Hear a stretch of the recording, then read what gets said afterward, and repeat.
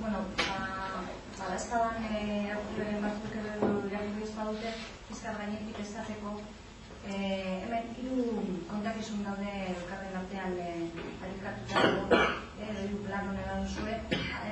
Alde batetik, orain aldian kontatzen den kontakizuna edo daukagu, eta horra gertzen zaigu Goio izeneko orbesteratua eta Maribel izeneko orbesteratua, eta atal hau erbestean kokatzen da, Nicaragua, Kolombian.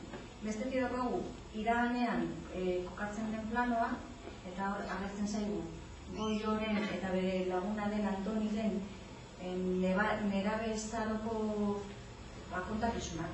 Gertaera frankismo garaiko gizarte baten kokatuta, Kalaportun, lehen aipatu dugun espazio imaginario irreal hori, zarrik esaten dut perra inkognita bat, sinesgarriagoa izan dadin.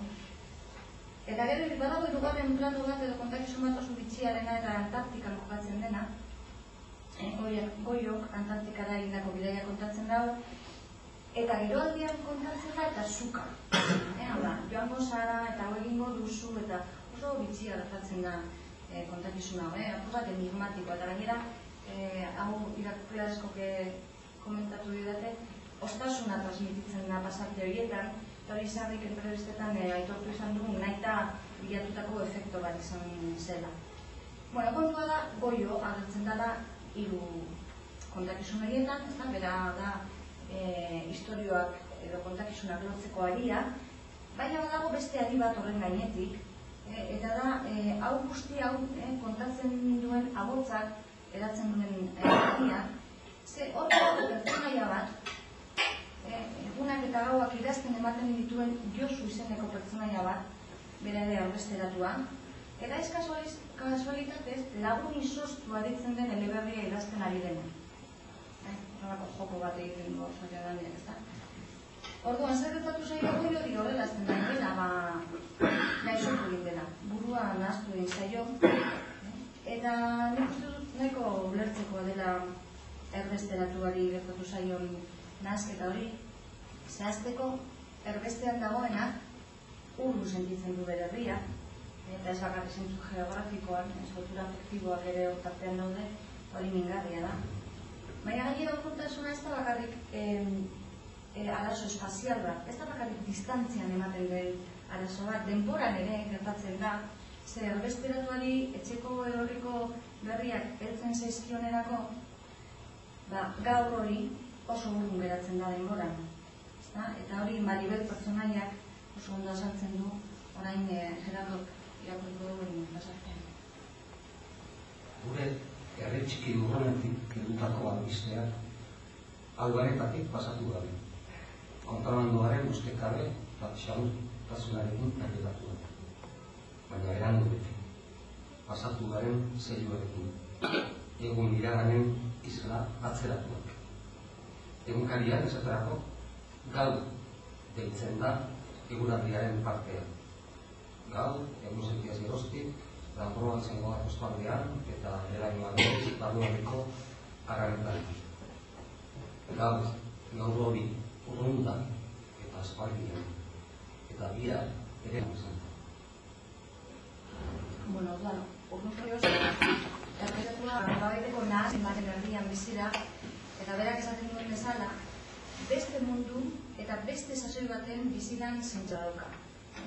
Bertakoa, bizi duena, irreala eta sinesgaitzaren zaio azkenera. Eta hori gainera gehitu egin behar zaio elitate partzu bat asumitu beharra.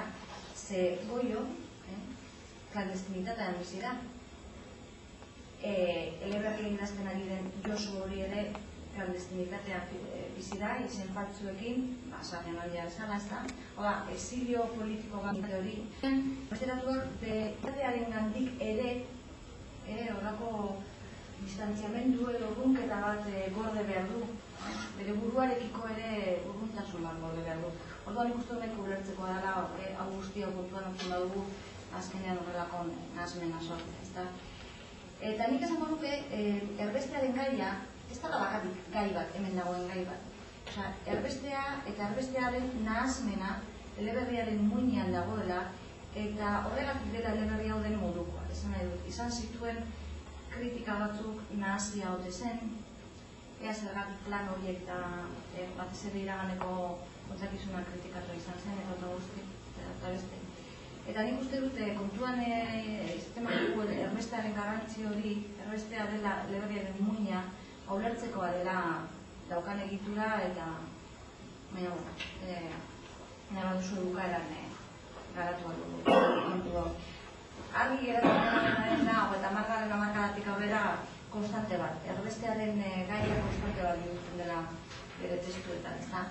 Eta ez dut uste adibidez kasualidadia denik, memoriaren mapak CD-an, Super Odorikaren azken CD-an dauden letrak, zaki begiratu dituzuen Sarrenaldiak idatzetakoak dira, eta Sarrenaldiak hor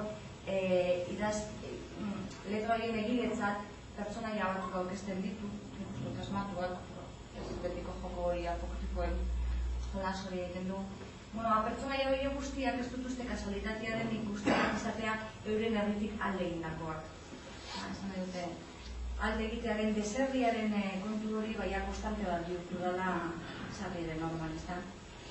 Claro, deserriak berarekin dakar automatikoki erro esaren sentimena. Urartzekoa denez. Erbestera joan denak atzean utzi ditu bere erroak. Berak balio poema baten. Erroak lepoan hartuta abiatu ginen. Eta gainera, erbestera duak badaki edonon sentituko dela arrotz, erro barik. Hori erro esaren sentimen hori betirako dela. Hori minotaurdoak azalduko dugu.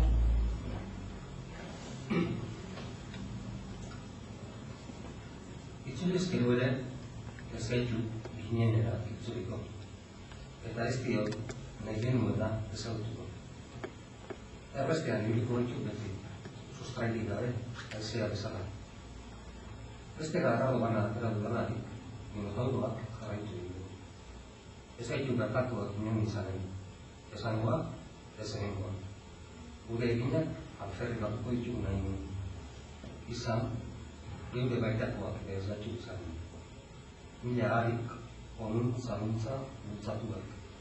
Ilusioarekin eta ilusiori gabe. Hala beharrez egiten dugun zibilean. Zutitu eta aldegin orduko erantzi du. Erbestean biziko ditu edo non.